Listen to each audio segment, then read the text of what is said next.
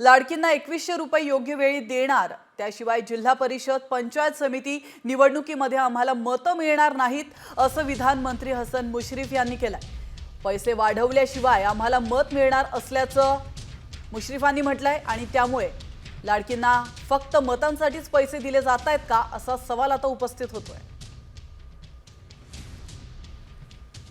2100 रुपये करण्याचं वचन आम्ही दिलेलं आहे। अनेक प्रकारच्या बातम्या येत आहेत, नमो सन्मान योजना आणि याच्यातून येणाऱ्या पैशातून जे वजा करणार आहेत, 500 रुपये देणार आहेत, अशा अनेक प्रकारच्या योजना बंद होणार आहे असे महाविकास आघाडी आणि विशेषतः आमची विरोधी पक्षाची लोक मंडळी म्हणतायत। मी तुम्हाला या युती सरकारचा एक मंत्री म्हणून ही योजना अजिबात बंद होणार नाही। 2100 रुपये करण्याचं वचन दिले ते योग्य वेळेला ते केल्याशिवाय जिल्हा परिषद नगरपालिकेला आम्हाला मतं मिळणार नाही हे आम्हाला माहिती आहे।